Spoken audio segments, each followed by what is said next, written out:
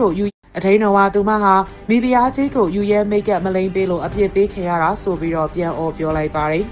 အမအလောင်းကိုတဲသွားကြတော့အာရဲတရအယုတ်ကျိုးပြတ်ကြသလိုမျိုးထိုင်ချလိုက်ပါတယ်နောက်တော့ဒီလောက်တောင်ယူရဲမိတ်ကပ်လိန်ချင်ရသလားဆိုပြီးမိဖုရားပေါ်မှာအညိုးထားလိုက်ပါတယ်ဒါကြောင့်ခုတော့သူမဟာမိဖုရားကိုကလပ်စားချေဖို့အတွက်ချိန်ကပ်လာတာပါ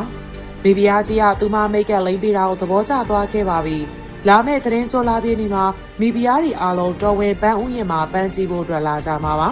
ဒါကြောင့်အရီနေကြရဲ့သူမကိုမိတ်ကပ်လိန်ပေးဖို့အတွက်အာရဲကိုအမိန်ပေးလိုက်တယ်မိဖုရားကောင်ကြီးကအဆောင်ကနေအပြင်မထွက်တာတလားရှိပါပြီမိဖုရားငယ်ရီယာဒါကိုတီးတို့ပြောနေကြတယ်မိဖုရားကောင်ကြီးဆောင်ကိုလူလွတ်တော့အများပြောနေသလိုဖျားနာနေတာမဟုတ်မှန်းသိရပါတယ်နောက်ပြီးတော့အဆောင်ထဲမှာမိတ်ကပ်ဆီယာမတွေအများကြီးရှိနေတယ်မိဖုရားကြီးဟာသူမရဲ့အိုမင်းရင်ရော်တဲ့ပုံစံတွေကိုရှက်လို့အပြစ်မထွက်တာလို့ပြောရင်းနဲ့ဝိုင်းပြီးတော့လှောင်ပြောင်နေကြတယ်။ဘရင်ကြီးကမိဖုရားကောင်ကြီးကိုဘလောက်ချစ်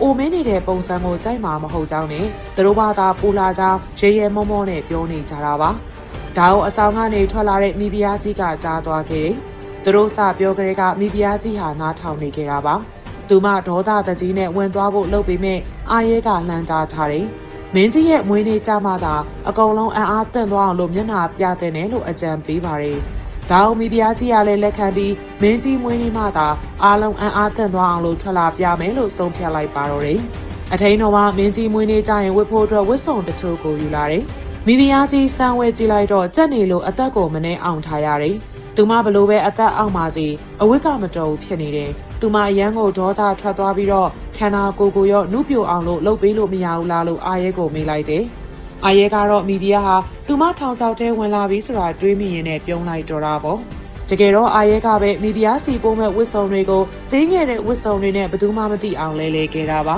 ။ခန္ဓာကိုယ်နှုတ်ပြိုအောင်လုပ်လို့ရပေမဲ့ဒါဟာနတ်ဖုရားရဲ့နိယာမကိုစန့်ကျင်လို့ကံကောင်းခြင်းကိုထိခိုက်စေနိုင်တယ်လို့သူမကမိဖုရားကိုပြောပြပါတယ်။ဒါပေမဲ့မိဖုရားကြီးကသူမလှပဖို့သာအရေးကြီးပြီးဂျာရီကိုမကြောက်ဘူးလို့ပြန်ဖြေပါတော့တယ်။မင်းကြီးမွေးနေ့က9ရက်နေမလို့အာရဲကိုအချိန်9ရက်ပေးမယ်လို့ပြောတယ်။အာရဲကလည်းမိဖုရားကြီးကိုဘလို့အဆုံးသတ်ပေးရမလဲဆိုတာတွေးရင်းနဲ့စိတ်ထဲမှာကြိတ်ပြီးတော့ပြောနေတော့တာပေါ့။အာရဲကသူ့မအပေါင်းဝင်မိတ်ကပ်ဆီယာမအလောင်းတွေပြစ်ချထားတဲ့ရေတွင်အဟောင်းမှာစီမီပူဇော်နေခဲ့တာပါ။သူတို့အကုန်လုံးအတွက်မိဖုရားကြီးကိုကလပ်စားချေပေးမယ်ဆိုပြီးသူ့ကိုကူညီပေးဖို့တောင်းဆိုလိုက်ပါတယ်။အဲဒီချိန်မှာပဲကောင်းကင်တစ်ခုလုံးမဲမောင်သွားခဲ့တာပါ